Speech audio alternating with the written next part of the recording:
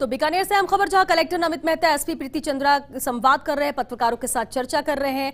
यहां पर लागू किया जा चुका है आज से जन अनुशासन पखवाड़ा, और बीकानेर में भी इसका असर कितना नजर आ रहा है। लक्ष्मण हमारे साथ जुड़ चुके हैं। लक्ष्मण, बेहद अहम जिम्मेदारी अब इन प्रशासनिक अधिकारियों की भी हो गई है। क्या संवाद हुआ पत्रकारों के साथ? क्या कुछ और जानकारी दी गई इन्होंने इनके द्वारा?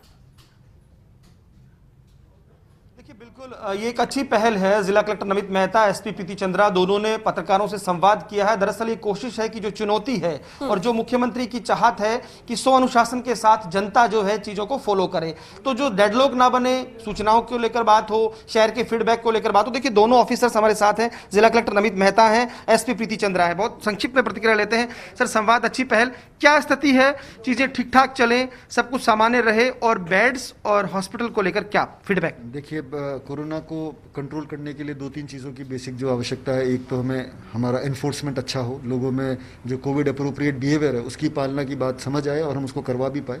उसको लेके हमने सारी व्यवस्थाएं कर रखी है। काफ़ी बड़े संख्या में जाब्ता डिप्लॉयड है एनफोर्समेंट कराने के लिए।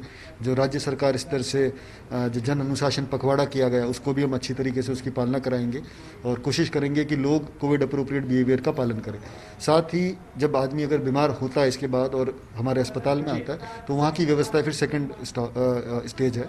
वहाँ पर भी हमने आज की तारीख में पीबीएम में हमारे पास 550 बेड्स है, और जो कि करीबन 500-550 हम और बढ़ा सकते हैं, क्योंकि इस बार जो हमारा एसएसबी था वो अभी तक हमने इस्तेमाल नहीं किया गया, जिसमें 200 बेड की कैपेसिटी है, और उसके अलावा भी दूसरे वार्ड्स है। तो लगभग 1000 आदमियों को हम पीबीएम में एडमिट कर सकेंगे अगर ऐसी स्थिति आती है। तो आज की तारीख में केवल 140 पेशेंट अभी पीबीएम में एडमिट है, तो हम कंफर्टेबल है दैट वेज। इसके अलावा भी हमने प्राइवेट अस्पताल और हमारे कोविड केयर सेंटर मिला के लगभग 500 ऑक्सीजन बेड्स और तैयार करें, तो 1500 के आसपास ऑक्सीजन सप्लाई करने जैसे हम बेड्स हमारे पास है। और हमारी कोशिश यही है कि किसी भी प्रकार से कोई मरीज अगर आए तो कभी उसको बेड की और ऑक्सीजन की समस्या बीकानेर में न हो, ये हमारी कोशिश है। तैयारियां पूरी। देखिए, पुलिस और प्रशासन दोनों का कोऑर्डिनेशन बहुत जरूरी है। जो चुनौती चल रही है, और पुलिस पर थोड़ा प्रेशर भी है, क्योंकि सारे काम कहीं ना कहीं पुलिस तक पहुंचते हैं, खासतौर पर जब लॉकडाउन की बात हो। क्या स्थिति है? कुछ एक तस्वीरें इस तरह की भी आती हैं, गाइडलाइंस को लेकर भी गफलत होती है। इन सब पर क्या निर्देश आपने दिए हैं? आपने कहा कि आप लगातार फीडबैक भी ले रही हैं, क्या स्थिति है?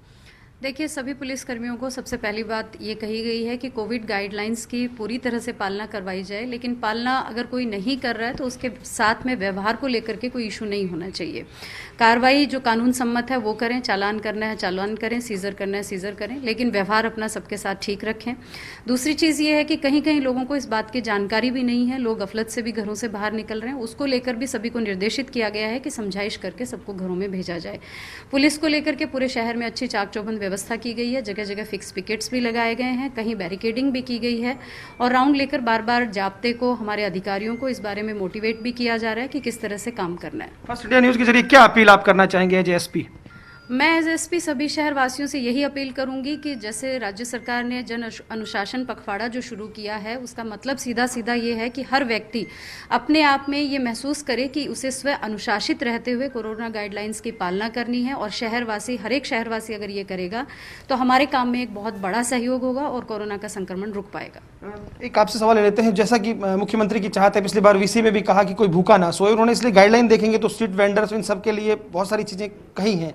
आप क्या कहेंगे एज ए जिला कलेक्टर, क्या कहना चाहेंगे, किस तरह से चीजें चलेंगी, और आम जनता से क्या अपील, ताकि वाकई स्थिति निश्चित तौर पर चुनौतीपूर्ण है, जोधपुर उदयपुर के जो हालात हैं वो डरा भी रहे हैं?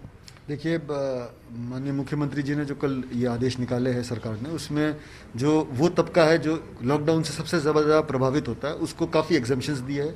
सारे हमारे जो उद्योग के जो कार्मिक है या लेबर है या जितने श्रमिक है कंस्ट्रक्शन साइट के, सबको खुला रखा गया ताकि जो उनकी डेली वेजेस है वो प्रभावित ना हो, उनका पलायन ना हो, ये उसकी मंशा है। तो हम उम्मीद करते हैं कि इस बार ये जो ऐसा कोई इशू कि किसी को खाने की दिक्कत हो, ऐसा नहीं आएगा।